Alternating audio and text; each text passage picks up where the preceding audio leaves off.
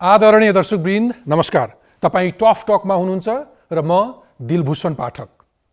दुई छिमेकी मुलुक भारत र चीन बीच नेपालमा प्रभाव विस्तार गर्न प्रतिस्पर्धा जस्तै छ। यही बीचमा अमेरिका थपिएपछि प्रतिस्पर्धा त्रिकोणात्मक बन्दै गएकोले नेपाली कूटनीतिज्ञहरू सरकार हाँक्नेहरूलाई राष्ट्रवादको नारा मात्र होइन व्यवहारिक रूपमै सोच्न समेत सचेत गराउँदै आएका छन्। अमेरिकाले अगाडि बढाएको सहयोग परियोजना एमसीसी कार्यान्वयनमा आइसकेको अवस्थामा चीनको बीआरआईको कार्यान्वयनलाई लिएर अहिले सर्वत्र चासो बढेको छ। शक्ति राष्ट्रहरूका रणनीति बुझेर नचल्दा नेपाल भू राजनीतिक द्वन्द्वमा फस्ने त होइन भन्ने आशंका पनि उत्तिकै छ। प्रधानमन्त्री पुष्पकमल दाहाल अहिले चीनमा छन्। संयुक्त राष्ट्रसङ्घको महासभामा सहभागी भई उतैबाट उनी बेजिङ पुगेका हुन्। चीन भ्रमणमा निस्कनु अघि उनले जुन अपेक्षा राखेका थिए सो अनुरूप कुनै ठोस उपलब्धि नभएको विश्लेषण गरिँदैछ। चीनिया प्रधानमन्त्री ली छियाङसँगको द्विपक्षीय वार्तापछि जारी गरिएको संयुक्त वक्तव्यमा नेपालमा बीआरआई परियोजना कार्यान्वयन गर्न दुवै मुलुकले प्रतिबद्धता व्यक्त गरे पनि त्यसको मोडालिटी ऋण वा अनुदान के हुने र कुन कुन आयोजना समेट्ने भन्ने केही खुलाइएको छैन। आजको टफ टकमा मैले प्रधानमन्त्री दाहालको चीन र अमेरिका भ्रमण तथा भ्रमणपछि नेपालको आन्तरिक राजनीति र विकासमा पर्ने प्रभाव लगायतका विषयमा नेकपा एमालेका उपमहासचिव एवं पूर्व परराष्ट्र मन्त्री प्रदीप गेवालीसँग बहस गर्नेछु। प्रधानमन्त्रीको यो भ्रमणपछि बीआरआई कसरी अगाडि बढ्छ? नेपालको भूमि आफू विरुद्ध प्रयोग हुन सक्नेमा चीन किन चिन्तित छ? चीनको चाहना नेपाललाई सघाउनु हो वा नेपालमा भारत र अमेरिकाको प्रभाव रोक्नु हो? के चीनले नेपालको आन्तरिक मामिलामा प्रभाव बढाउन थालेको हो? असंलग्न परराष्ट्र नीतिको अर्थ सत्यको पक्षमा पनि नबोल्नु हो? नेपालको आधिकारिक नयाँ नक्सालाई अन्तर्राष्ट्रिय समुदायले मान्यता नदिरहेको सन्दर्भमा स्वयं चीनले मान्यता नदिँदा पनि किन प्रधानमन्त्री चुँ बोलेनन्? विदेश नीतिमै दलहरू बीच किन एकमत छैन? सरकार परिवर्तनै पछि किन फेरिन्छ? अन्य मुलुकलाई हेर्ने दृष्टिकोण, मुलुकको राजनीतिक समीकरण पनि परिवर्तनको सङ्घारमा पुगेको हो। आजको टफ टकमा यी र यिनै विषयमा गेवालीसँग छलफल गर्नेछु। गुल्मीको रुरु क्षेत्र गाउँपालिकामा जन्मनुभएका गेवाली 2056 सालदेखि संसदीय राजनीतिमा लाग्नुभएको हो। 2056, 2064 र 2074 सालको चुनावमा विजयी हुनुभएका गेवाली 2070 र 2079 सालको निर्वाचनमा भने पराजित हुनुभयो। 2062-63 सालको जनआन्दोलनपछि बनेको गिरिजा प्रसाद कोइरालाको नेतृत्वको सरकारमा संस्कृति, पर्यटन तथा नागरिक उड्डयन मन्त्री बन्नुभएका गेवाली माओवादीसँगको वार्ताका लागि गठित सरकारी वार्ता टोलीका सदस्य हुनुहुन्थ्यो। सरकारले चुच्चे नक्सा जारी गर्दा गेवाली नै परराष्ट्र मन्त्री हुनुहुन्थ्यो। आउनुहोस् स्वागत गरौँ आजका मेरा अतिथि नेकपा एमालेका उपमहासचिव एवं पूर्व परराष्ट्र मन्त्री प्रदीप गेवालीलाई। प्रदीप गेवालीज्यू टफटकमा स्वागत छ। हजुर धन्यवाद। आरामै हुनुहुन्छ? मलाई बेस छ। यहाँलाई कस्तो छ? म ठिक छु, थ्याङ्क यू भेरी मच। यो यहाँसँग दोस्रो अन्तर्वार्ता रहेछ। यसअघि तपाईँसँग मैले 2077 साल असार 25 गते कोभिडको बेलामा, कोभिडको महामारीको बेलामा तपाईँ परराष्ट्र मन्त्री हुँदा मैले घरबाट संवाद गरेको रहेछु। आज मैले तपाईँलाई एउटा प्रमुख प्रतिपक्षी दल नेकपा एमालेको उपमहासचिव र पूर्व परराष्ट्र मन्त्रीका हैसियतले अहिले प्रधानमन्त्री पुष्पकमल दाहालको न्युयोर्कको युएन महासभामा सम्बोधन र चीन भ्रमणका बारेमा तपाईँसँग छलफल गर्नेछु।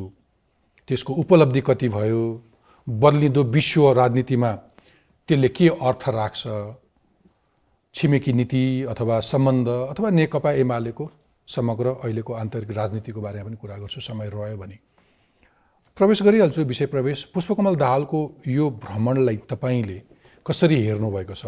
उहाँ न्युयोर्क जानुभयो युएनको महासभालाई सम्बोधन गर्न भनेर, अनि त्यतैबाट त्यसले कति कूटनीतिक अर्थ राख्छ? अमेरिकाबाटै उहाँ चीन जानुभयो खेलकुद कार्यक्रममा भनेर, खेलकुद हेर्ने भनेर, त्यसैले खेलकुद आयोजना हुने सहर चीनको होङजाउ पुग्नुभयो, त्यहाँबाट उहाँ बेजिङ जानुभयो। तर बेजिङ पुगेको दिन नै उहाँले चिनिया राष्ट्रपति सी जिनपिङसँग 1-to-1 वार्ता गर्नुभयो द्विपक्षीय। त्यसको 2 दिनपछि आफ्ना समकक्षी ली छियाङसँग वार्ता गर्नुभयो। तर उहाँ जसरी जाँदाखेरि जे उपलब्धि हुन्छ भनेर दाबी गरिरहनु भएको थियो र दुई देशको वक्तव्य पढिसकेपछि तपाईँको मनमा के उब्जियो, कसरी हेर्नु भएको छ? दुईटा यो भ्रमणमा देखिएका केही अस्वाभाविक परिदृश्य राखेर म त्यो विषयमा आउँछु। यहाँले एउटा त विषय उठाइहाल्नुभयो। सामान्यतया कूटनीतिमा कुनै पनि प्रतिस्पर्धी देशको भूमिबाट अर्को प्रतिस्पर्धी देशको भूमिमा सामान्यतया सिधा यात्रा गरिँदैन। त्यो कूटनीतिमा यस्ता कुराहरूको ठुलो अर्थ रहन्छ। त्यसले आतिथेय देशले मलाई सम्बन्धित देशले कति महत्त्व दिएको छ, मसँगको सम्बन्धलाई उसले कसरी मूल्याङ्कन गरिरहेको छ भन्ने रूपमा त्यसले ग्रहण गर्छ। उहाँले त्यसलाई अभोइड गर्नुभएको भए हुन्थ्यो भन्ने मलाई लाग्छ। एक रात काठमाडौँ बसेर जानुभएको भए हुन्थ्यो भन्ने लाग्छ एउटा। दोस्रो अलिकति मलाई असहज लागेको, अस्ति सोमबार उहाँले चिनिया प्रधानमन्त्रीसँग बेजिङमा द्विपक्षीय वार्ता गर्नुभयो। वार्ता सकिए लगत्तै बेजिङ स्थित नेपाली दूतावासले एउटा वक्तव्य निकाल्यो। 12वटा सहमति पत्र र एउटा चाहिँ लेटर अफ एक्सचेन्जमा हस्ताक्षर भएको जानकारी सहित। हिजो बिहान चाहिँ अर्को वक्तव्य आयो, संयुक्त वक्तव्य। मेरो निम्ति एउटा नयाँ अभ्यास नै थियो अथवा नयाँ एउटा अनुभव नै थियो। मैले यस्तो चाहिँ प्रायः देखाएको थिइनँ। यसका कुरा हामीले कन्टेन्टमा छलफल गर्दै जाँदाखेरि आउला। अब उहाँको भ्रमणको उपलब्धिलाई मापन गर्ने आधार चाहिँ उहाँले आफू विदेश यात्रामा निस्कनुभन्दा अगाडि पार्लियामेन्टमा गर्नुभएको सम्बोधनलाई गर्नुपर्छ भन्ने मलाई लाग्छ। त्यसको आधारमा हामीले चाहिँ उपलब्धिहरूलाई मापन गर्न सकिन्छ भन्ने लाग्छ। उहाँले क्याटेगोरिकली 4वटा कुरा भन्नुभयो, त्यहाँ भन्नुभएको थियो पार्लियामेन्टमा। यसोटिको मेरो भ्रमण धेरै उपलब्धिपूर्ण हुन्छ। पहिलो, मैले BRI कार्यान्वयन सम्झौता टुङ्ग्याउँछु। दोस्रो, चीनसँग मैले विद्युत व्यापार सम्झौता गर्छु, ऊर्जा व्यापार सम्झौता। तेस्रो, नेपालको पूर्वाधारमा चीनको ठुलो सहयोग प्राप्त हुन्छ। चौथो, केही नयाँ नाकाहरू खोल्छु। र पाँचौँ चाहिँ नेपालमा चिनिया लगानी बढाउने त्यो स्थिति बन्छ। उहाँले आफूले बोल्नुभएका, आफैले तय गरेका उद्देश्यहरूलाई तपाईँले यदि संयुक्त वक्तव्यमा या नेपालले आफ्नो तर्फबाट जारी गरेको वक्तव्यमा हेर्नुभयो भनेदेखि चाहिँ उहाँले भन्नुभएका कुराहरू र त्यहाँ व्यक्त भएका विषयहरूमा ठुलो ग्याप छ। उहाँले आफ्नै अपेक्षा अनुसार पनि भ्रमणलाई उपलब्धिपूर्ण बनाउन सक्नु भएन भन्ने मलाई लाग्छ।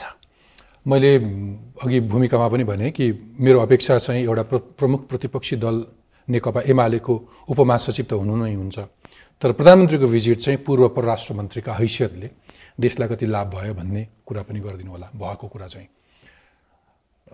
ओभरअल जे जति भयो तपाईँले भन्नुभयो नि, संयुक्त वक्तव्यमा जारी भएका उल्लेख गरिएका कुराहरू छन् नि, त्यो हेर्दा तपाईँको ओभरअल त्यसले केही इम्प्याक्ट चाहिँ पर्छ कि पर्दैन? अनि निश्चय नै गएका सहमति भन्दा संयुक्त वक्तव्यमा उल्लेख भएका कुराहरू बढी फराकिला छन्, ती बढी उपलब्धिपूर्ण देखिन्छन्।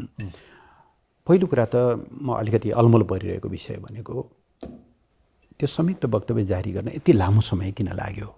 अघिल्लो दिन नेपालले एकतर्फी ढङ्गले गर्नुपर्ने, भोलिपल्ट मात्रै संयुक्त वक्तव्य आउने। सामान्यतया संयुक्त वक्तव्य आउँदैछ भने कुनै पनि देशले आफ्नो ढङ्गले चाहिँ वक्तव्य जारी गर्दैन, किनभने कसरी भ्रमणका उपलब्धिहरूलाई चाहिँ डिस्क्लोज गर्ने, सार्वजनिक गर्ने भन्ने कुरा चाहिँ त्यही पहिल्यै तय भएको हुन्छ।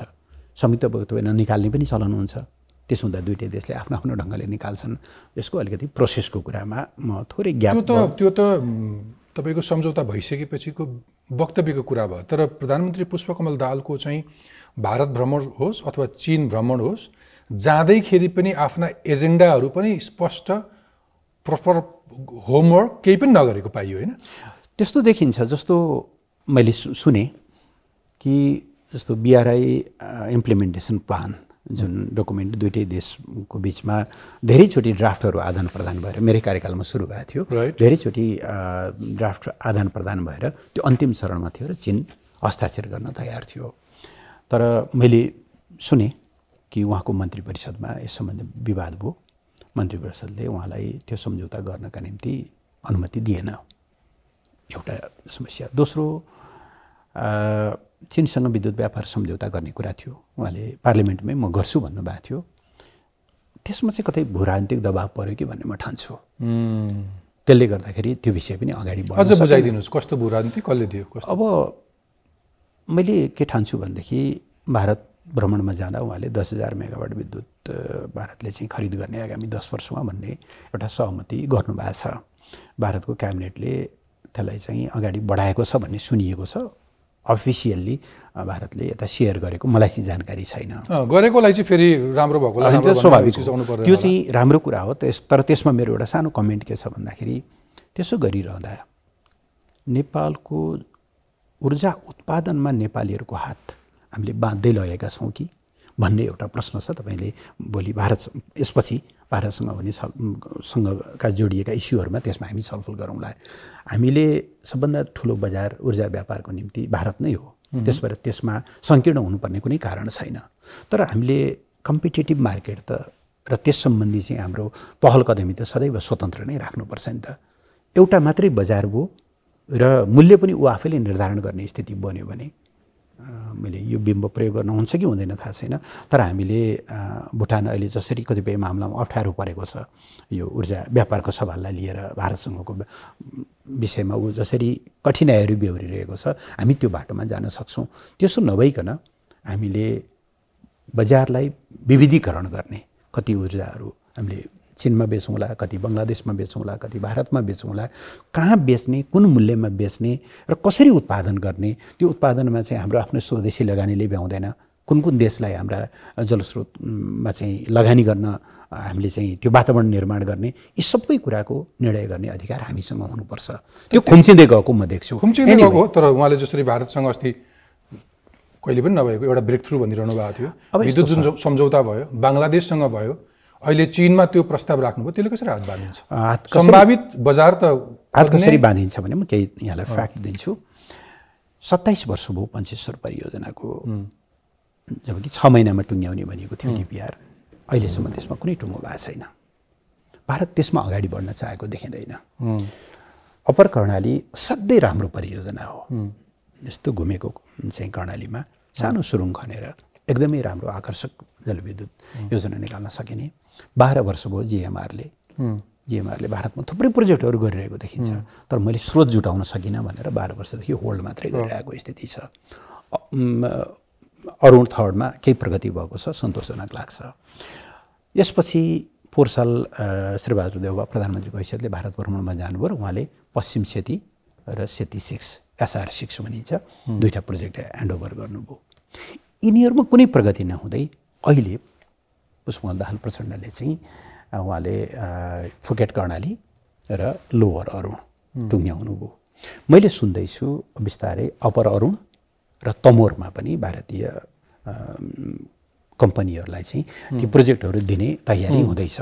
जबकि तमोरको मा चाइनिजहरू इन्ट्रेस्टेड भएर एकसरो त्यहाँ अगाडि बढेको अवस्था हो। अरू कतिपय परियोजनामा पनि तपाईँले सबै खालका लगानीहरू भित्राउनु भयो भने पो त्यो कम्पिटिटिभनेसले तपाईँको लगानी कम हुन्छ, तपाईँको बार्गेनिङ पावर बढ्छ। लगानी पनि एउटै ठाउँबाट, मार्केट पनि एउटै ठाउँमा भयो भने त तपाईँको त हात बाँधिन्छ। त्यो हात बाँधिँदै गएको म देख्छु। फेरि पनि म के भन्छु भने 10,000 मेगावाट विद्युत यदि भारतीय बजारमा सुरक्षित भयो व्यापारको लागि भने त्यो नेपालको निम्ति ठुलो उपलब्धि हुन्छ। तर त्यसको कस्ट के, कुन शर्तमा भन्ने कुरालाई चाहिँ हामीले हेर्नुपर्छ होला जस्तो लाग्छ। त्यस भएर चीनसँग विद्युत व्यापार सम्झौता गर्ने कुरामा चाहिँ त्यो 10,000 को विषय एक खालको चाहिँ चेक एन्ड ब्यालेन्स गराएर राखिएको हो कि मेरो आशंका। मसँग त्यस सम्बन्धी ठ्याक्कै एभिडेन्स त छैन। तर कहीँ न कतै उहाँले पार्लियामेन्टका सामु सार्वभौम संसदका अगाडि उभिएर मैले चीनसँग विद्युत व्यापार सम्झौता गर्छु भनेको कुरा लास्ट आवरमा रोकिँदाखेरि चाहिँ शङ्का गर्ने ठाउँहरू छ। हुन्छ, मैले त्यसमा आर्गु गरिनँ। ओके, बिआरआईको हकमा यसलाई अलिकति फुकाइदिनुहोस्, अझ स्पष्ट पारिदिनुहोस्। किन यो पटक प्रधानमन्त्री पुष्पकमल दाहाल अलिकति हच्किनु भयो? म आफै एकदम आश्चर्यचकित छु यस विषयमा। किनभने 2017मा यसको फ्रेमवर्क एग्रिमेन्ट उहाँकै प्रधानमन्त्रीत्वमा भएको हो। 2018मा यसलाई हामीले नेपालको सन्दर्भमा बिआरआई भने के हो त भन्दा trans Himalayan multi dimensional connectivity network हो भनेर व्याख्या गर्यो र 2019मा बिआरआईको दोस्रो अन्तर्राष्ट्रिय सम्मेलनमा त्यो सूचीकृत पनि भयो। चिनिया राष्ट्रपति आउनु हुँदाखेरि त्यससँग जोडिएका थुप्रै सम्झौताहरू पनि भए। मैले अघि भने जस्तो यो बिआरआई इम्प्लिमेन्टेसनको जुन एक्सन प्लान हो त्यसको ड्राफ्ट फाइनल छ, तर उहाँले सम्झौता गर्न सक्नु भएन। सम्झौता गर्न नसक्नुको पछाडि एउटा उहाँका सत्ता साझेदारहरूको असहमति हो भन्ने मलाई लाग्छ। किनभने नेपाली काङ्ग्रेसका कतिपय नेताहरूको बुझाइमा, जस्तो तपाईँहरूले त्यसलाई फलो नै गर्नुभयो होला जस्तो लाग्छ, केही समय अगाडि चिनिया विदेश मन्त्री यहाँ आउनु हुँदाखेरि त्यति बेलाको प्रधानमन्त्री शेरबहादुर देउवाले बिआरआईभित्र चाहिँ यदि अनुदान आउने भने हामी लिन्छौँ, ऋण हो भने हामी लिन्नु भनेर एकदमै टकटकिनु भयो। त्यो बिआरआईलाई ठिक ढङ्गले बुझ्दै नबुझेको विषय थियो। बिआरआई भने त ऋण मात्रै होइन नि त, अनुदान होला, द्विपक्षीय सहकार्यका कुराहरू होलान्, जोइन्ट भेन्चरका कुराहरू होलान्। तर कस्तो एउटा भाष्य निर्माण गरिएको छ भन्दाखेरि चाहिँ बिआरआई भनेकै यो एउटा चिनिया ऋणको पासो हो भन्ने जस्तो खालको जुन न्यारेटिभ सबले तपाईँहरू सबै राजनीतिज्ञले एमसिसीलाई पनि त्यसरी, बिआरआईलाई पनि त्यसरी गिजोल्न खोजिदिनुहुन्छ। म पछि आउँछु, त्यो प्रसङ्ग पछि आउँछु। तर पर्टिकुलरली मेरो प्रश्न एउटा, तपाईँले भन्नुभयो कि नेपालका स्वयं यो सत्ता गठबन्धनका दलहरूको आफ्नो कुनै रिजर्भेसनका कारण बिआरआईलाई पुष्पकमल दाहाल यो पटक अगाडि बढाउन हच्किनुभयो भन्ने एउटा तर्क थियो। मलाई त्यस्तो लाग्छ। दोस्रो चाहिँ तपाईँले अघि भन्नुभयो कि भू राजनीति दबाव, त्यो के हो भने कहिलेकाहीँ मुलुकको राष्ट्रिय हित र सत्ताको सत्ताहित आपसमा टकराउँदा रहेछन्। हामीले हेर्नुपर्ने भनेको राष्ट्रिय हित हो। नेपालको राष्ट्रिय हित भनेको हाम्रा दुईटा छिमेकीहरू छन्, दुईटा छिमेकीहरूसँग एकदमै सन्तुलित सम्बन्ध राख्ने, आफ्नो भूमि अर्काको विरुद्ध प्रयोग हुन नदिने, उनीहरूका जायज सरोकारप्रति आफू पनि संवेदनशील बन्ने, आफ्ना सरोकार यी हुनु है तपाईँहरू पनि संवेदनशील बन्नुहोस् भनेर भन्ने, उहाँहरूको प्रतिस्पर्धाको अङ्ग नबन्ने, सकेसम्म त्यसमा सहजीकरण गर्न सकिन्छ भने सहजीकरण गर्ने, नभए पनि उहाँहरूको प्रतिस्पर्धाबाट आफू टाढै रहेर दुवैबाट अधिकतम आर्थिक लाभ लिने, विकास साझेदारी गर्ने। नेपालको राष्ट्रिय हित भनेको यहीँनिर छ। तर कहिलेकाहीँ सत्ताको हित के हुँदो रहेछ भन्दाखेरि निश्चित शक्ति केन्द्रलाई खुसी तुल्याउने र आफू आफ्नो सत्तालाई निरन्तरता दिने या सत्ता आरोहण गर्ने। सत्ता बाहिर छौँ भने सत्ता आरोहण गर्ने, सत्तामा छौँ भनेदेखि सत्तालाई निरन्तरता दिने। त्यो चाहिँ एकदम स्पष्ट रूपमा एमसिसीको हकमा पनि देखियो। तपाईँहरू स्वयंले पनि कुनै बेला एमसिसी ठिक भनेको, तपाईँ आफै एमसिसीको हेडक्वार्टर गरेर आउनु भएको, तर जब एमसिसी पास गर्ने बेला भयो त्यतिखेर एमालेको दोहोरो भूमिका देखियो।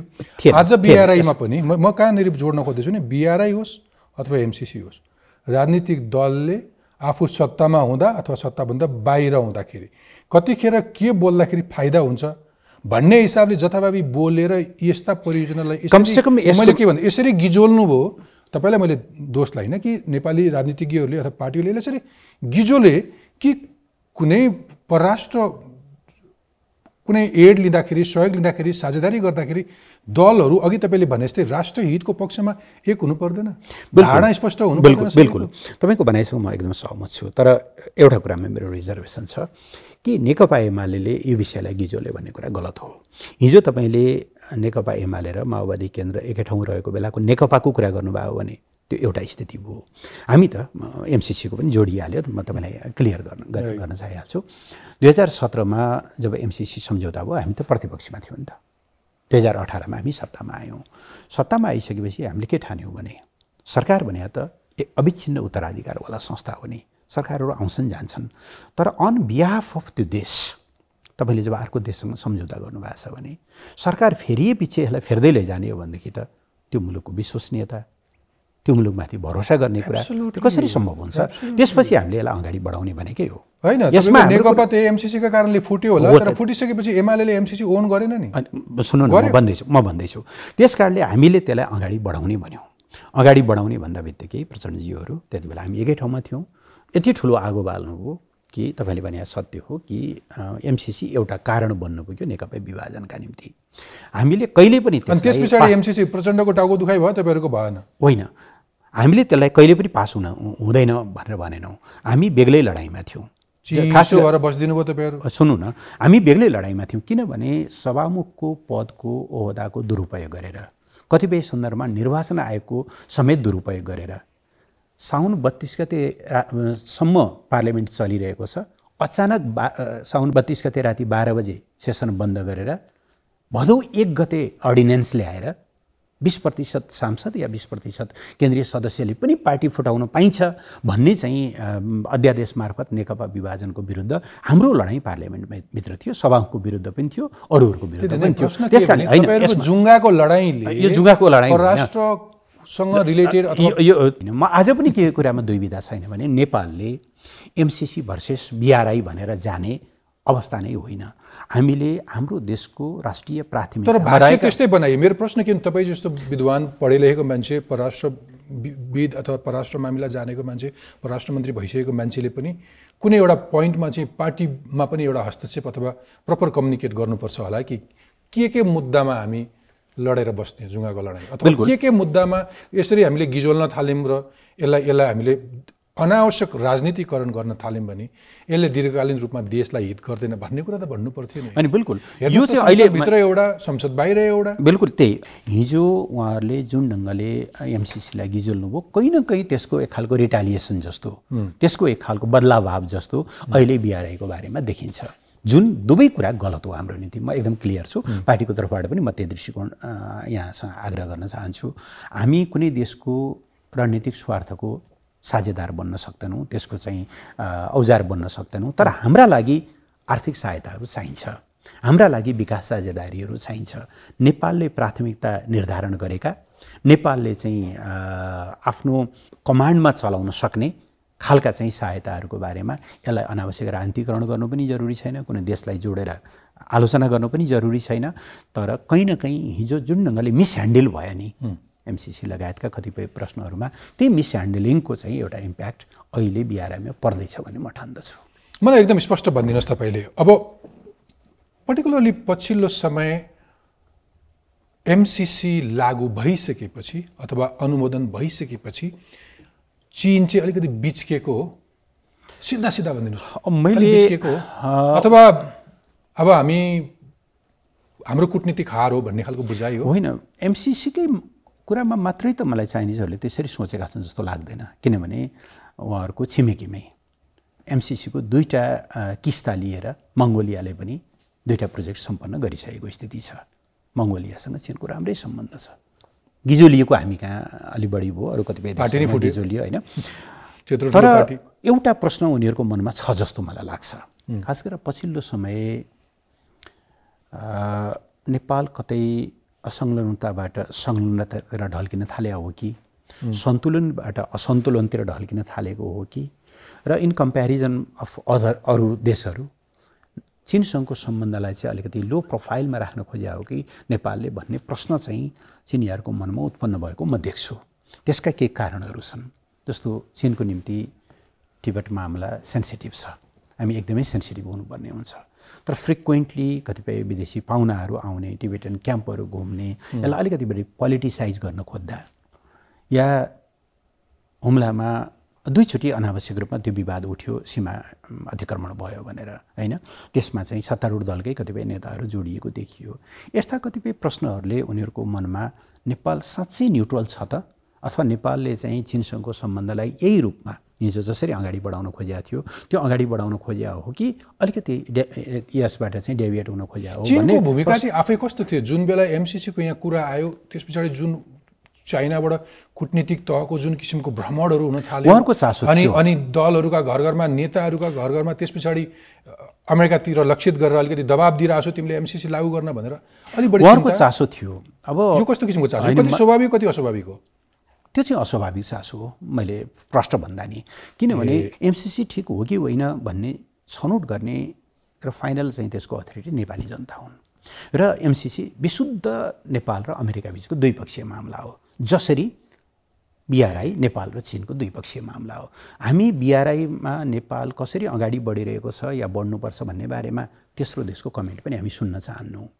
एमसीसी कसरी डिल गर्ने भन्ने बारेमा अर्को देशले पनि कमेन्ट गरेको हामी सुन्न चाहन्नौँ। नेपालीसँग कुन प्रोजेक्ट हाम्रा निम्ति ठिक छ, कुन प्रोजेक्ट ठिक छैन भन्ने छनौट गर्ने अधिकार छ र त्यो सामर्थ्य पनि छ। त्यसो भए त मैले अघि भनेको शब्द कुटनीतिक हार ठिकै भनेछु। त्यो किसिमको छटपटी अथवा चीनको त्यो किसिमको जुन आपत्ति थियो एमसीसी लागू हुँदैछ भनेर र जुन किसिमको दौडधुप थियो त्यो बीचमा एमसीसी तपाईहरुको पार्टी फुट्नु र र एमसीसी लागू हुनु भनेको दुईटा मुख्य मुद्दा उसले नचाहेको कुरा भइसकेपछि त उसले आफूलाई अलिकति त्यति मात्रै कुरामा सीमित भएन नि त। मैले श्रृङ्खला अरू नेताहरूको चरित्र होइन त्यति मात्रै होइन, मैले घटनाहरू बताएँ श्रृङ्खलाबद्ध ढङ्गले। अनि साथसाथै फेरि अर्को साइड उसको लागि सायद कि बिहारै अगाडि बढ्दै बढ्दैन हो, सायद यी कतिपय प्रश्नहरू उनीहरूको मनमा छन्। अब मलाई थाहा छैन प्रधानमन्त्रीजीले यति कुराहरू कति क्लियर गर्न सक्नुभयो। उहाँले भ्रमणमा निस्किनुभन्दा अगाडि पूर्व प्रधानमन्त्रीहरू पूर्व परराष्ट्र मन्त्रीहरूसँग एउटा परामर्श राख्नु भएको थियो, त्यहाँ मलाई पनि बोलाइएको थियो। मैले उहाँलाई यही भनेको थिएँ, प्रधानमन्त्रीज्यू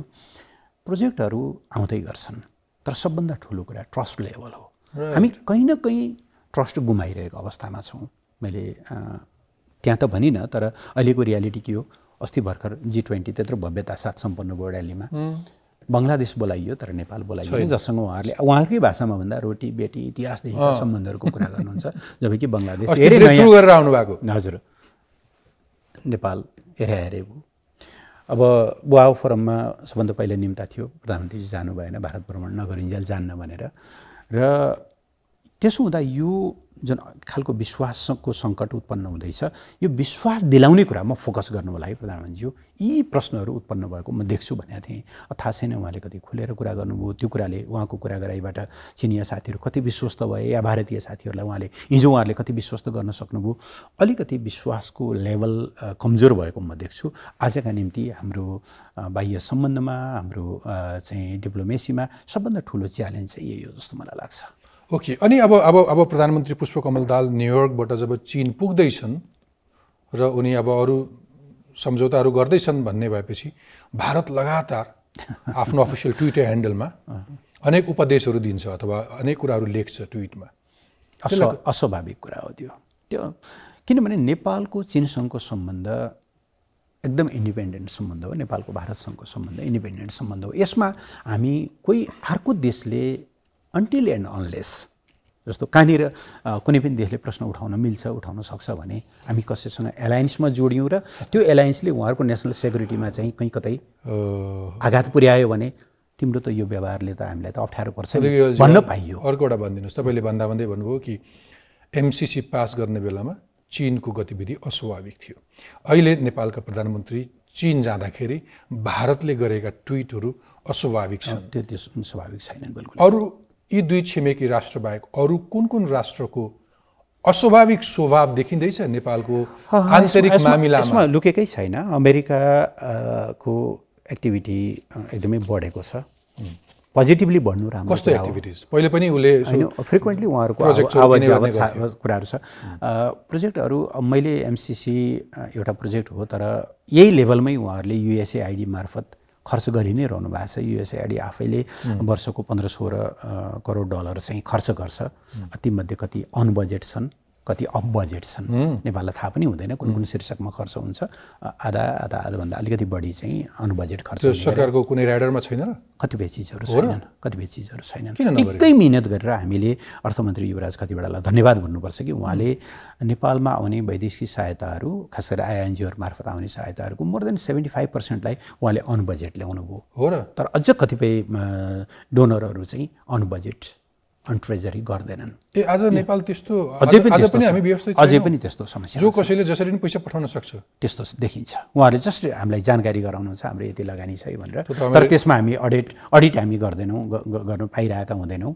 हाम्रो बजेटमा आए त कमसेकम के हुन्थ्यो भने जस्तो कुनै दात्री संस्थाले 16 करोड डलर खर्च गर्ने भयो, करिब 18 अरब जस्तो 17 अरब जस्तो भयो भने 17 अरबको त्यो डालोमा हाल्थ्यौँ त हामी, होइन? त्यो डालोमा हालेर ल फल्नु ठाउँको चाहिँ। तपाईँ के भन्दै हुनुहुन्छ भने अमेरिका, चीन र भारतको पछिल्लो समय अस्वाभाविक गतिविधि बढ्दैछ। खास गरेर मैले यो 2-3टा कुराहरूमा यो चीनसँग सम्झौता हुन थाल्दा भारत अमेरिकाले अलिकति चाहिँ अनावश्यक चाहिँ चासोहरू बढाउने अथवा एमसीसीको बेलामा चाहिँ उहाँहरूले बेजिङबाट जे वक्तव्य दिनुभयो नि, बेजिङ र डिसीमा त एक खालको वक्तव्यको कम्पिटिसन जस्तो थियो त्यति बेला। नेपाल जस्तो देशका निम्ति त्यो शोभनीय पनि होइन र नेपालले त्यस्तो कुरा चाहिँ त्यो भार जुन छ नि त्यो स्ट्रेस चाहिँ थ्याक्न पनि सक्दैन। त्यसमा हामीले चाहिँ एकदम केयरफुल्ली अगाडि बढ्नुपर्छ भन्ने म ठान्छु।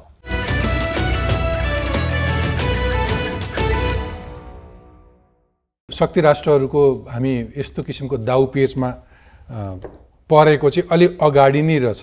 म सम्झिन्छु तपाईसँग अघिल्लो वार्ता गर्दाखेरि स्थिति त्यस्तै थियो। तपाईहरू बीचमा एक किसिमको अन्तर्द्वन्द्व चलिरहेको थियो एमसीसी पास गर्ने कि नगर्ने भनेर। अनि विदेशी राजदूतहरूको अलिक बढी छ्यापछ्याप्ती आउने जाने क्रमहरू चलिरहेको थियो। नेताहरूले घरमै राजदूत बोलाउने गर्ने चक्कर चलिरहेको बेलामा, अझ पर्टिकुलर 2077 साल असार 25 गते तपाईहरूको विवाह उत्कर्षमा पुगेको बेलामा तपाईले मेरो अन्तर्वार्तामा के भन्नुभएको रहेछ म त्यो देखाउँछु अनि अर्को प्रश्न गर्छु। नेकपा एकताबद्ध भएको भनेको पनि नेकपाका नेता र कार्यकर्ताहरूको इच्छा अनुसार हो र नेकपा भोलि दुर्भाग्यवश विभाजित भयो भने पनि त्यो हुने भनेको हामीले आफूले व्यवस्थापन गर्न नसकेर हाम्रा आफ्ना अयोग्यता या हाम्रा आफ्नो निष्कर्षको आधारमा यसमा कुनै बाह्य शक्तिको, पार्टीको, दूतावासको या कुनै चाहिँ भनौँ न फ्याक्टरको निर्णायक भूमिका हुन्छ भन्ने मलाई बिल्कुलै लाग्दैन। अब राजनीतिक नेताहरूसँगको भेटघाटलाई अझ जति व्यवस्थित बनाउनु पर्ने हो हामीले बनाउन सकेका छैन, यति कुरा चाहिँ मैले स्वीकार गर्नै पर्ने हुन्छ यहाँसँग। अब यसमा खालि परराष्ट्र मन्त्रालयको एकल प्रयासले मात्रै पनि सम्भव हुँदैन।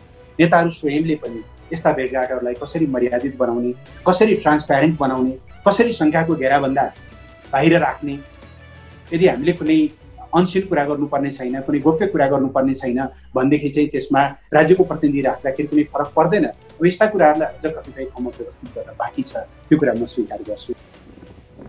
झन् चर्किया छ अहिले। कस्तो हुन्छ भने समस्या झन् बढेको छ। जब राष्ट्रिय शक्तिहरू कमजोर हुन्छन् नि त्यसपछि बाह्य शक्तिहरू प्रभावी हुँदै जान्छन्, स्वाभाविक हो।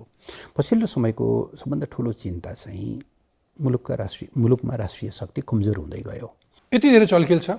तपाईँ परराष्ट्र मन्त्री भएको मान्छे, आज कुनै नेताहरूले जसरी राजदूतलाई भेट्छन्, विदेशी प्रतिनिधिहरूलाई भेट्छन्, त्यसको कूटनीतिक नोट परराष्ट्र मन्त्रालयले पठाउँदैन।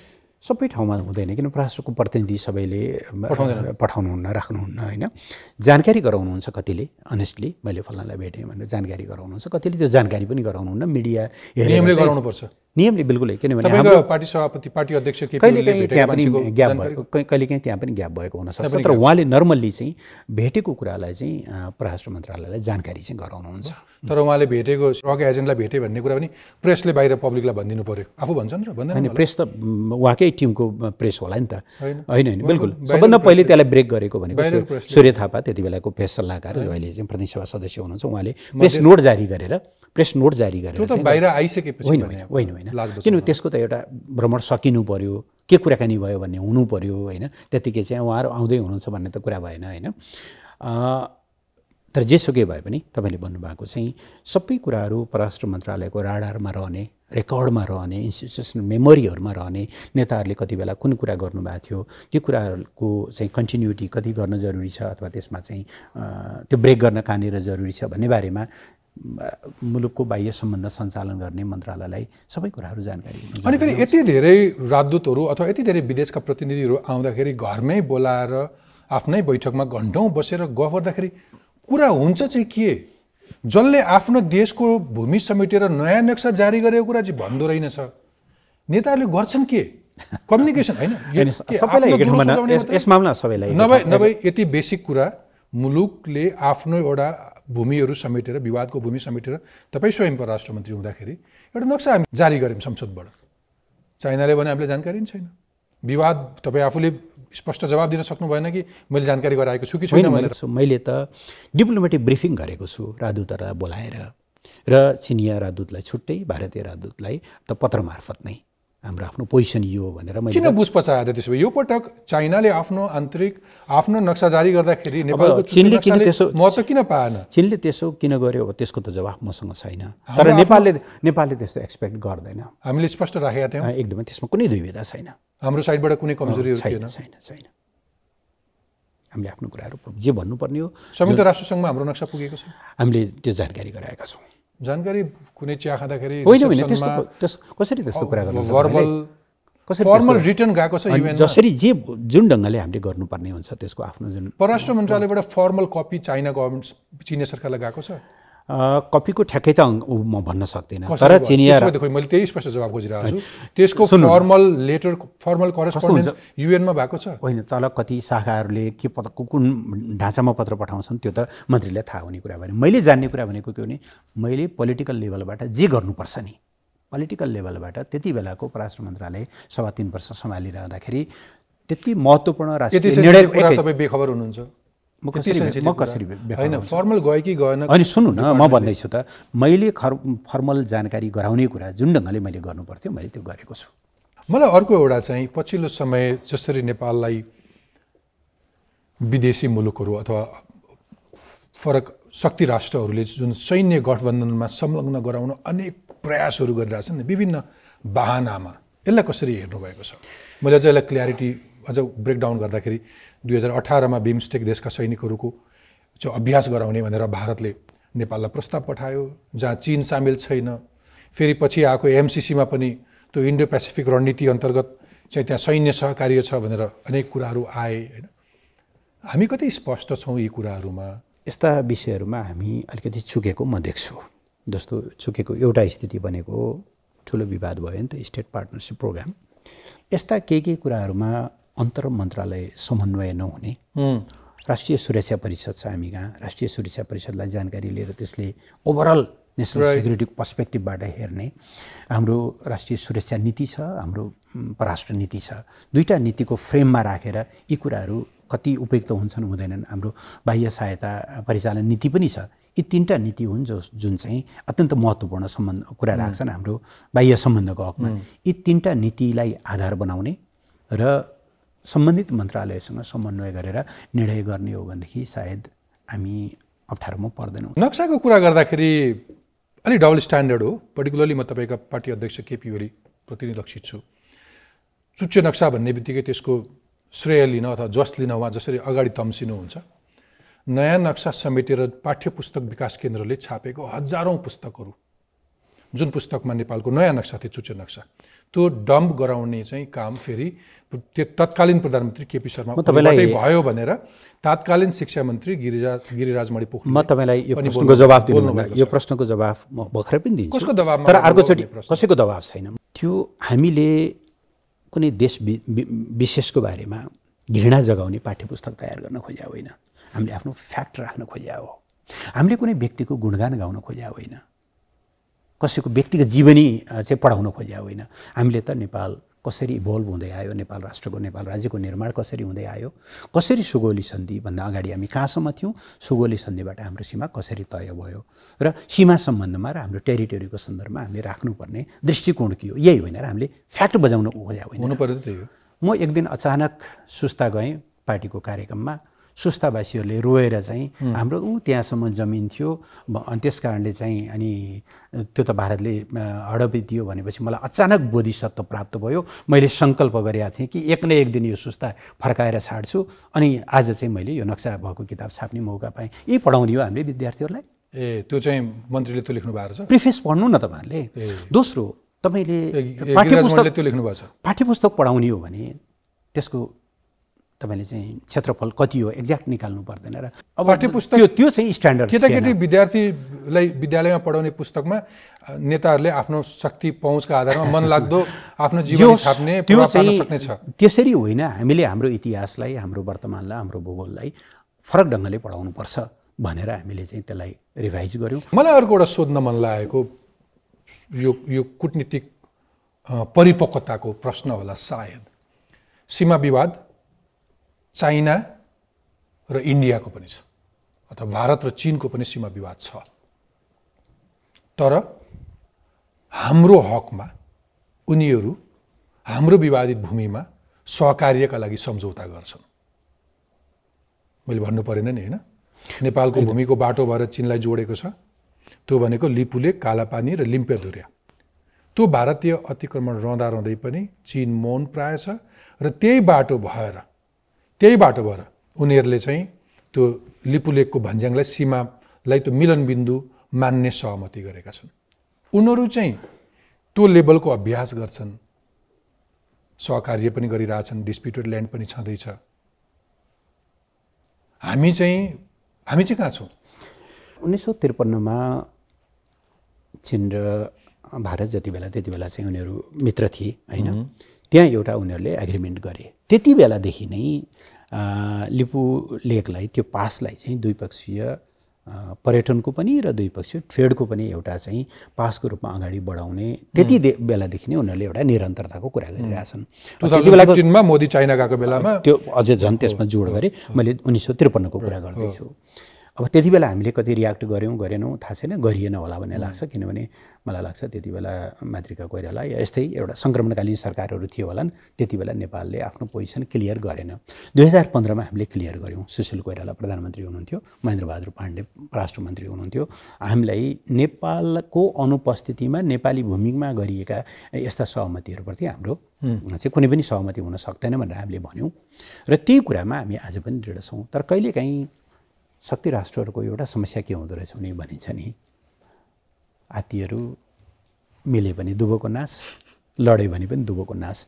त्यसो हुँदा हामीले हेर्नुपर्ने भनेको चीनकी भारतकी आदि इत्यादि कुरा भन्दा पनि नेपालको राष्ट्रिय हित हेर्नुपर्ने रहेछ। र यो राष्ट्रिय हितमा कहिलेकाहीँ अब दुवै पक्षसँग पनि टसल हुन सक्छ।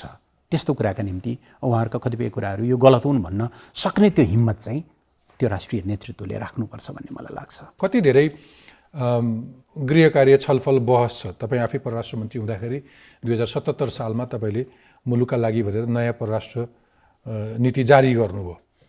त्यसमा कतिले ओन गरे, कति धेरै तपाईँले छलफल बहस गर्नुभएको थियो? मसँग पर्याप्त मैले लिएर आएको छु तपाईँको त्यो।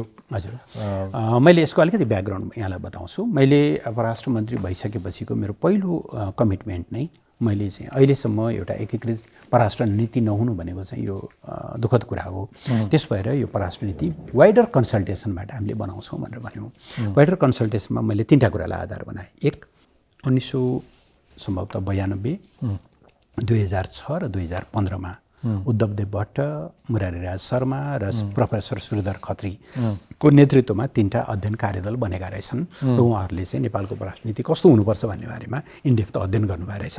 हामीले त्यो उहाँहरूको रिकमेन्डेसनहरूलाई रिभ्यू गऱ्यौँ, लिटरेचर रिभ्यू एउटा। हामीले दोस्रो सबै पार्टीहरूका घोषणापत्रहरू हेऱ्यौँ र उहाँहरूले कस्तो खालको परराष्ट्र नीति अगाडि बढाउन चाहनुहुन्छ त्यसलाई आधार बनायौँ। र तेस्रो हामीले एउटा बृहत्तर नेसनल डायलग गऱ्यौँ।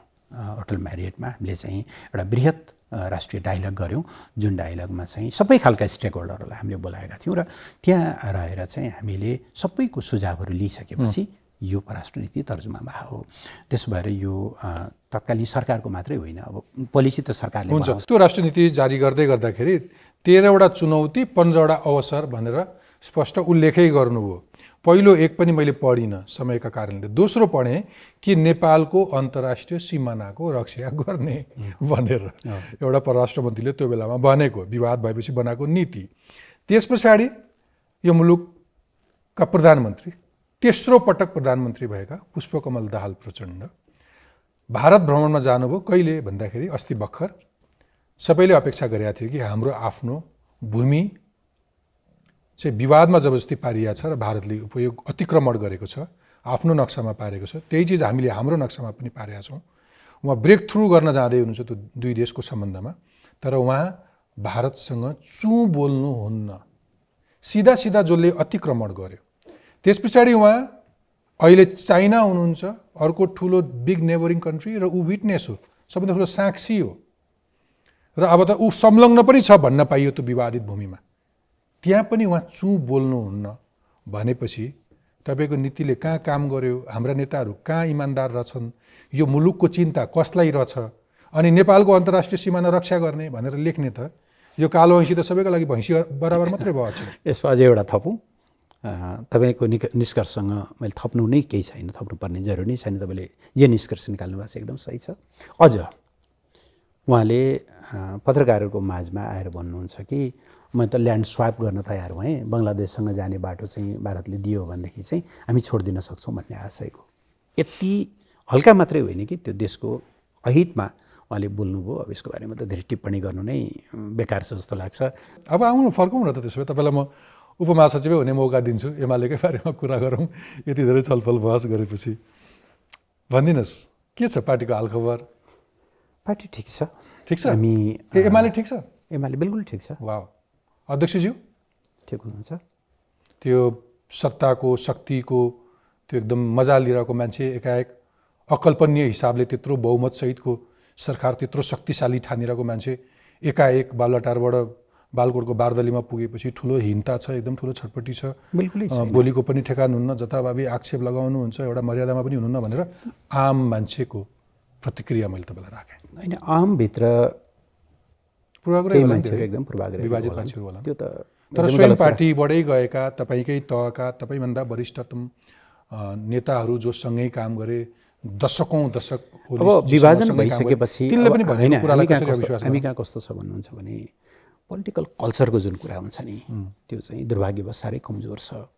हिजोसम्म एकदमै निकट रहेको मान्छे, एकै ठाउँ रहेको मान्छे विभाजन हुने बित्तिकै हामी फ्रेन्डली विभाजन हुन सक्दैनौँ। बाहिर भइसकेपछि इन्टेलिजेन्स गुमाउँछौँ, त्यसबाट उहाँहरूले लगाउनु भएको आरोपको बारेमा मैले खण्डन गर्नुपर्ने जरुरी छैन, किनभने जुन न्यारेटिभ निर्माण गरिएको थियो नेकपा एमाले र केपी ओलीको विरुद्ध गएको चुनाव उहाँलाई सरकारबाट बाहिर हटाइसकेपछिको 2-2.5 वर्ष भने त केपी ओली प्रतिगमनको एकदम अगुवा र नेकपा एमाले खत्तम भन्ने न्यारेटिभको आधारमा त्यत्रो 6-7 दल सारा मिलेर उहाँले न्यारेटिभ निर्माण गर्नुभयो कि स्वाभाविक रूपमा जनताले अति धेरै अपेक्षा गर्छन् नै हरेक राजनीतिक परिवर्तनसँगै।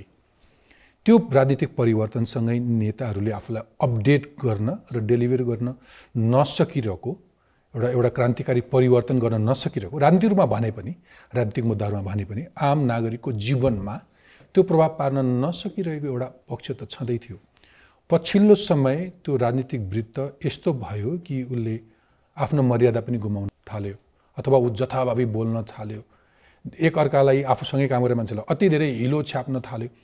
राजनीतिक शिष्टता एउटा न्यूनतम मर्यादा अथवा आचरण पनि भुल्दै गएको हो नेपाली समाजले। अलिकति अब समाजमा पनि त्यो समस्या देखियो। अहिले तपाईँले सामाजिक सञ्जालमा जुन पत्रकारिताको नाममा देखियो होइन, त्यसमा अब राजनीतिक नेतृत्वले सबभन्दा बढी त्यसमा रेस्पोन्सिबल हुनुपर्ने हो, किनभने समाजको व्याकरण निर्माण गर्ने, समाजको संस्कार निर्माण गर्ने, समाजमा भ्यालु सिस्टमहरू निर्माण गर्ने ठाउँमा त हामी छौँ नि। हामी कसरी बोल्छौँ, हामी कसरी चाहिँ त्यसलाई प्रस्तुत हुन्छौँ भन्ने कुराले धेरै कुराहरू एउटा नजिर स्थापित गर्छ, एउटा मोडल सेट गर्छ। अब यसमा कतिपय मामलामा हामी कहाँ चाहिँ त्यो कल्चरको स्वस्थ बहसको परम्परा नेताहरू राजनीतिक वृत्तलाई त यो किसिमको स्वार्थ होला, उसको कुनै महत्त्वाकांक्षा छ, चाहना छ कि सत्तामा जाउँ, शक्तिमा जाउँ, रुल गरौँ भनेर। तर अघि हामीले भनेको त्यो न्यू मिडिया अथवा पछिल्लो समयको सामाजिक सञ्जाल अथवा पत्रकारिता क्षेत्र अथवा समाजलाई के स्वार्थ छ, अथवा त्यहाँ कसले त्यो विष हालिदियो, त्यसलाई कसले मिसयुज गरिरहेछ, कसरी त्यो डिरेल भयो। समाजमा एक खालको निराशा छ। त्यो निराशाको असाध्यै एउटा बद्ध अभिव्यक्ति भनौँ न, असाध्यै चाहिँ एउटा हाम्रो नेपाली समाज संस्कार नसुहाउँदो एउटा अभिव्यक्ति अहिले चाहिँ सामाजिक सञ्जालहरू मार्फत भइरहेको देख्छु। अघि तपाईँले भन्नुभयो कि तपाईँ त्यति धेरै उत्साहित नभए पनि पुष्पकमल दाहाल प्रचण्डको प्रधानमन्त्रीज्यूको चीन भ्रमणप्रति त्यति उत्साहित नभए पनि अर्को एउटा उत्साहित हुने खबर चाहिँ छ कि उहाँ चीनबाट फर्किने बित्तिकै अब तपाईँहरू जुड्दै हुनुहुन्छ फेरि एउटा पार्टी निर्माणमा। त्यो एकदमै अप्रमाणित र त्यो आधार नभएको सूचना हो। स्पष्ट भनिदिनुहोस्, नेकपा एमाले र माओवादीको विशेष गरी यो वाम एकता तत्काल कुनै छेउछाउमा पनि त्यसको सम्भावना छ। तत्काल भनेको छलफल बहस हुँदैछ, त्यसले अलिक समय लाग्छ। होइन, अब 5 वर्षपछि के हुन्छ, 10 वर्षपछि के हुन्छ त्यो म अहिले भन्न सक्दिनँ। तर अहिले हामी जुन स्पेक्ट्रम समाजको जुन एउटा समयको जुन एउटा फलकमा राखेर कुराकानी गरिरहेका छौँ, निकट भविष्यमा पनि त्यो सम्भावना छैन। अर्को एउटा तपाईँहरूको पार्टीभित्र कि पूर्व राष्ट्रपति विद्यादेवी भण्डारीलाई पार्टीमा ल्याउन एमालेको एक खालका नेताहरू कार्यकर्ताहरू अलिक बढी लागि परेका छन्, जुन कुरामा केही हौसे पनि धेरैलाई आपत्ति छ भनेर सुनिन्छ। यथार्थ के हो? मलाई सम्माननीय पूर्व राष्ट्रपतिज्यू जसले 2 कार्यकाल देशको राष्ट्रपति विथ डिसेन्ट पर्फर्मेन्स उहाँले सञ्चालन गर्नुभयो, फर्केर पार्टी पोलिटिक्समा आउनुहुन्छ भन्ने मलाई लाग्दैन। र मलाई पर्सनल्ली चाहिँ त्यो उचाइमा पुगिसकेपछि फेरि पार्टी पोलिटिक्समा फर्किने त्यो नजिर चाहिँ हामीले बसाउनु हुन्छ भन्ने मलाई लाग्दैन। मैले अवस्था सोधेको यो चाहिँ उहाँलाई नबुझिकन बाहिर चलाइएको चर्चा हो। त्यो मलाई चाहिँ त्यसमा विश्वास छैन। ओके, तपाईँको आक्षेपमा आउँछु। गेवालीमाथिको आक्षेप भनेर मैले केही लिस्ट गरेको छु। प्रदीप गेवालीजी, बढी सार्वजनिक वृत्तमा उठेको प्रश्न चाहिँ प्रदीप गेवाली एउटा इमानको राजनीति गर्ने, एउटा बौद्धिक नेता, लेखपढ गर्ने, मर्यादामा बस्ने भनेर एउटा ख्याति भएको मान्छे, तर पछिल्लो समय चाहिँ तपाईँले त्यो गुमाउनु भयो, त्यो एउटा राजनीतिक इमान गुमाउनु भयो। अझ त्यसलाई ब्रेकडाउन गर्दाखेरि संविधान, संसद, संवैधानिक अङ्ग, पार्टी अनुशासन, राष्ट्रपतिको मर्यादा सबै ध्वस्त पार्ने, हैन, संसदीय सुनाई भन्दै त्यो भटाभट नियुक्ति दिने, अनि पार्टी अध्यक्ष केपी शर्मा ओलीको जति पनि खराब कुराहरूका बारेमा साथ दिने भनेर धेरैले गुनासो गर्छन्, आक्षेप गर्छन्। अब म डेमोक्रेसीमा विश्वास गर्छु। Democracy means pluralism means diverse type of perceptions. जसले यो टिप्पणी गर्नुभयो उहाँहरूलाई धन्यवाद छ। तपाईँहरूको आफ्नो नजरियाको कुरा हो। तथ्यहरू छैन। तथ्यहरूसँग मेल खाँदैन। मैले राजनीति जे बुझेर लागेँ, नबुझ्दै लागेको हुँ, लाग्दै गएपछि बुझ्दै गएको छु। मैले यसलाई देश र जनताको सेवाको एउटा माध्यम ठानेको छु। त्योभन्दा बढ्ता मलाई यसबाट अपेक्षा पनि छैन। म त्योभन्दा आफ्नो भ्यालु, आफ्नो नर्म्स, आफ्नो मर्यादाभन्दा बाहिर गएर त्यो कुनै निर्णय गरेको पनि छैन। मैले आफूले गरेका हरेक कामको निम्ति म जवाफदेही लिन्छु।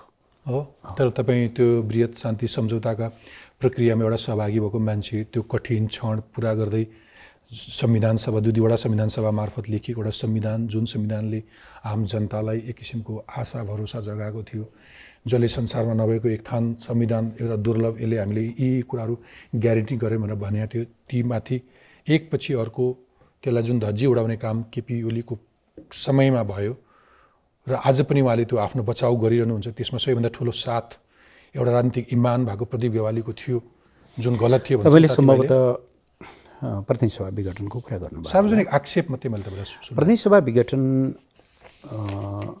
एउटा तत्कालिक अवस्थाको एउटा बाध्यात्मक अवस्था थियो। संवैधानिक दृष्टिले त्यो सही ठहरिएन। त्यो त दुवैचोटि नै सर्वोच्च अदालतको संवैधानिक इजलासले फैसला गर्यो।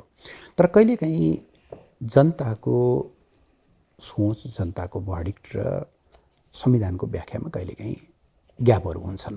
त्यो उहाँले भने जस्तो चाहिँ प्रतिनिधि सभा विघटन एकदमै गलत कुरा थियो भनेदेखि त हामी त अहिले त 0 सिटमा हुनुपर्ने होइन। अर्को गम्भीर आरोप छ तपाईँलाई, यो पोस्टिङ गर्ने कुरामा, राजदूतहरू सिफारिस गर्ने कुरामा नभएका दरबन्दीहरू भित्रभित्र मिलाएर प्रक्रिया पुऱ्याएर चाहिँ त्यो मिसन टु मिसन सरुवा गर्ने कुरामा, दरबन्दीमा लैजाने अनेकन काममा चाहिँ गेवालीजीले बाजी नै मारे। त्योभन्दा अर्को पक्ष चाहिँ के भने परराष्ट्र मन्त्री भएको पहिलो वर्षको 2.5 महिना विदेशमै बिताउनु भयो, तर आज मुलुकको कूटनीतिक सम्बन्धहरू हेर्नुभयो अथवा देशको कूटनीति अथवा सम्बन्ध विस्तारको ठाउँ हेर्नुभयो भने खासै केही पनि भएन भनेर दोष लाउँछ। गजब साहब, पहिलो कुरा अब यो त्यहीँभित्रका साथीहरू, मतलब त्यहाँ अध्ययन गर्ने साथीहरूले भने होलान्। पहिलो कुरा यहाँलाई म जानकारी गराउँ, तपाईँले एउटा मात्रै दरबन्दी थप्नु पर्यो भने पनि हाम्रो संयन्त्र छ। सङ्घीय मामला मन्त्रालय, अर्थ मन्त्रालय, किन सङ्घीय मामला मन्त्रालय प्रशासनिक हेड हो, अर्थ मन्त्रालय ढुकुटी हो, उहाँहरू सहितको प्रतिनिधि राखेर। त्यही भएर त्यो प्रक्रिया अनुसार प्रक्रिया मिलाएर भने त गलत भए त उहाँहरूले रोक्नुहुन्थ्यो होला नि त।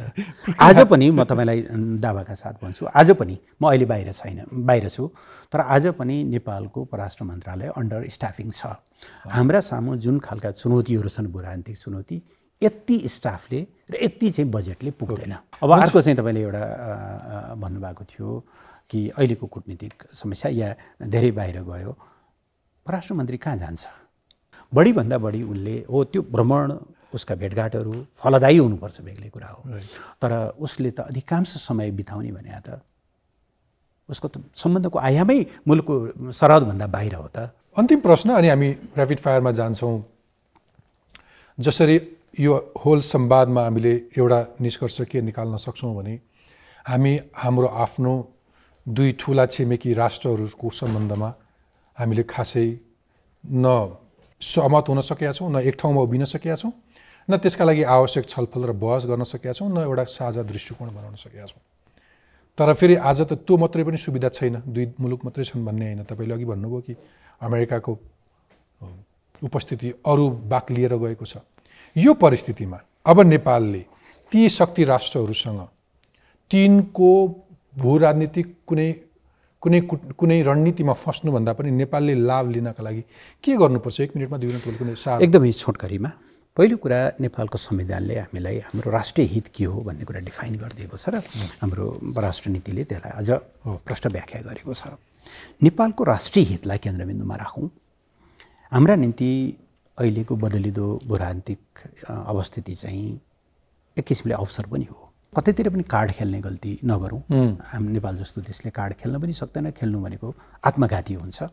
हामीले प्रष्ट भनौँ, हामी तपाईँहरूसँग आर्थिक साझेदारी गर्छौँ, कृपया तपाईँहरूका प्रतिस्पर्धा जति छन् तपाईँहरू तपाईँहरूकै डोमेनमा गर्नुहोस्। नेपाललाई त्यो प्रतिस्पर्धाको क्रीडास्थल नबनाउनुहोस्, नेपालले थेक्न सक्दैन। तपाईँहरूको जेन्युन इन्ट्रेस्टको विरुद्ध नेपाल कहिले पनि उभिने छैन, एस्योर्ड गरौँ।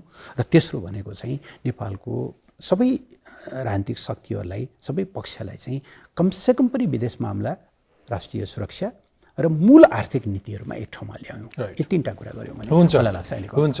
प्रदीप सर, ऱ्यापिड फायरमा जाउँ। ऱ्यापिड फायरमा चाहिँ व्याख्या गर्न पाइँदैन। प्रधानमन्त्री पुष्पकमल दाहालको चीन भ्रमण सफल, आंशिक सफल वा असफल? अब आंशिक सफल भन्न सकिएला। नेपालको प्राथमिकता भारतीय लगानी, चिनिया कि बाहिर? नेपालको हितमा हुने जुनसुकै पनि लगानी। वर्तमान सरकार कूटनीतिक सन्तुलन राख्न कति सफल? सफल, आंशिक सफल कि असफल? असफल। 2 मध्ये 1 परियोजना रोज्दा BRI कि MCC? हामीलाई दुईटै चाहिन्छ। कुनै सैन्य गठबन्धनको प्रभाव बढी, चिनिया सुरक्षा अवधारणा ग्लोबल सिक्युरिटी इनिसिएटिभ GSI कि अमेरिकी इन्डो पेसिफिक स्ट्राटेजी IPS? यस मामलामा अलि अमेरिकी बढी देखिन्छ। GSI एकदम इनिसियल स्टेजमा छ, त्यसको कुनै फ्रेमवर्क पनि निर्माण भएको म देख्दिनँ। असंलग्नता नीतिको अर्थ मौन बस्नु कि सत्यको पक्षमा उभिनु? सत्यको पक्षमा उभिनु। भ्रष्टाचार नियन्त्रणका लागि सरकारका काम केही गर्ने चाहना कि देखावटी? पछिल्लो समय हेर्दा आफ्ना मान्छेहरूलाई जोगाउने र अलिकति राजनीतिक प्रतिशोध लिने। गठबन्धन अरूले सक्छन् भन्ने डहर, सत्ता मोह कि देशका लागि केही गर्ने हुटुटी? मूलतः सत्ता मोह। माओवादी सहितको वाम एकता असम्भव कि आवश्यकता? अहिले त असम्भव। एकीकृत समाजवादी र एमाले मिल्ने सम्भावना कति प्रतिशत छ? 0। आगामी सरकारका लागि एमालेको कोसित सहकार्य सम्भावना बढी, कांग्रेस, माओवादी कि कोही? एक्लै। पार्टीको नेतृत्व चयन प्रक्रिया कस्तो हुनुपर्छ? प्रतिस्पर्धात्मक कि सर्वसम्मत? सर्वसम्मति उच्चतम लोकतन्त्र हो। सर्वसम्मत नभएको ठाउँमा स्वस्थ प्रतिस्पर्धालाई ठाउँ दिनुपर्छ। पूर्व राष्ट्रपति विद्यादेवी भण्डारी एमालेमा सक्रिय बन्ने हल्ला सत्य कि गलत? गलत। निर्वाचन प्रणाली अहिलेको मिश्रित नै ठिक कि सोच्न सकिन्छ? सोच्नुपर्छ। शासकीय प्रणाली प्रत्यक्ष निर्वाचित कि संसदबाट निर्वाचित कार्यकारी? शासकीय स्वरूप यही नै ठिक छ भन्ने म ठान्छु, चेक एन्ड ब्यालेन्सका लागि। एमालेका 2 नेता मध्ये एक रोज्नु पर्दा विष्णु पौडेल कि शङ्कर पोखरेल? मेरो निम्ति दुईटै एकदम मिल्ने साथीहरू। केपी ओलीको विकल्प प्रदीप गेवाली, ईश्वर पोखरेल, विष्णु पौडेल कि शङ्कर पोखरेल? अहिले विकल्प खोज्ने बेलै भएको छैन। 3.5 वर्षपछि यो प्रश्नको जवाफ दिउँला मैले। एमाले लोकतान्त्रिक कि अवसरवादी? लोकतान्त्रिक तर रूपान्तरणकारी पनि। प्रदीप गेवालीको मनको रोजाइ लेखन कि राजनीति? अप्ठ्यारो प्रश्न। मैले पाउने हो, मैले आफूले रोज्न पाउने हो भने म लेखन रोज्छु। एक शब्दमा केपी शर्मा ओली? प्रखर देशभक्त, काम गरौँ भन्ने हुटहुटी भएको। पुष्पकमल दाहाल? राजनीति उहाँका लागि असाध्य अवसरको खेल। शेरबहादुर देउवा? नबोली सिद्धाइदिने। माधव कुमार नेपाल? No comment. झलनाथ खनाल? भद्र बुद्धिजीवी। विद्यादेवी भण्डारी? त्यो ठाउँबाट उहाँले जुन उचाइ हासिल गर्नुभयो, I humbly honour. Rambahadur Thapa? अलि बढी अन्तर्मुखी हुनुभयो, बुझ्न गाह्रो। भीम रावल? आउटस्पोकन तर कहिलेकाहीँ off the track. Ghanashyam Bhusal? मार्क्सवादको अध्येता तर नेपाली समाज बुझ्न चाहिँ असफल। रामकुमारी झाँक्री? केही गरौँ भन्ने हुटुटी छ तर बहकिनुहुन्छ घरिघरि। चन्द्र भण्डारी? मेरो प्रतिस्पर्धी। गुल्मी कि काठमाडौँ? अफकोर्स गुल्मी। प्रदीप गेवालीज्यू, तपाईँको महत्त्वपूर्ण समय र विचारका लागि धेरै धेरै धन्यवाद।